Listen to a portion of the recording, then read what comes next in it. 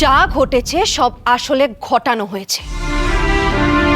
আমি নিশ্চিত, আমি জোর দিয়ে বলতে পারি থালায় কিছু ছিল। আর থালাটা তো নিয়ে এলো শিল্পী, সে তো তোমার দিকের লোক। তো তুমি বলতে চাইছো ও কিছু মিশিয়ে দিয়েছে?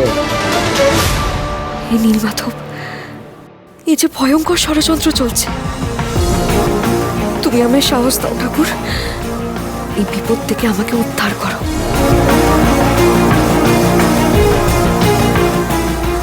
আমি একটা কথা বলতে চাই, দুধে আলতার আর একটা পাত্র তৈরি করা হোক, সব কিছু আমার চোখের সামনে হোক, আমিও দেখি আমার পায়ের ছাপ কালো পড়ে কিনা।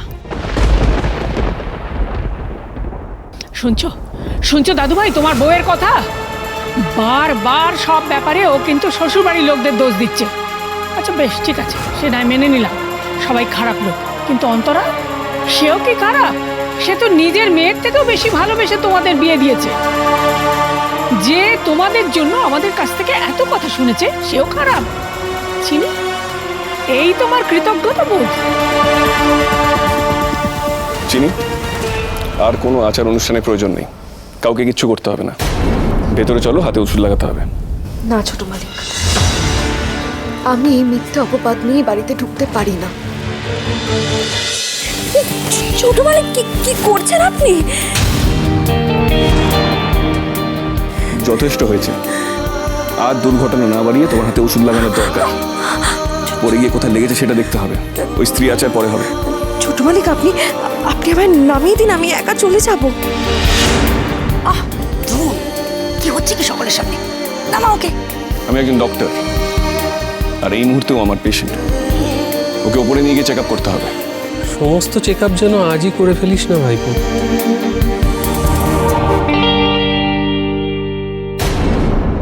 ছি ছি ছি ছি ছি ছি ছি। চৌধুরী বংশের ছেলে একটা সস্তা সিনেমার হিরো হয়ে গেল, এটা তোমার প্রশ্রয় হয়েছে অন্তরা।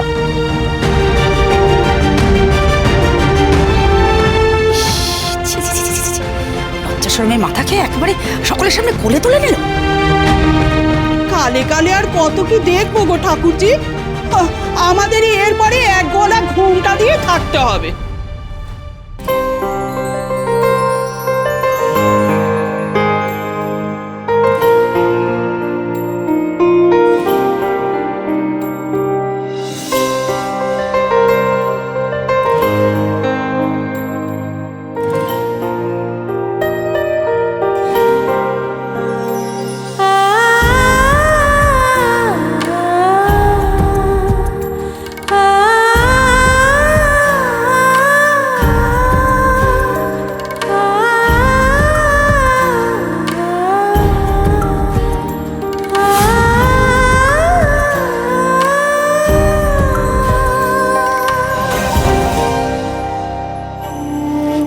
কি করলো দাদু ভাই? চিনিকে নিয়ে এত বাড়াবাড়ি?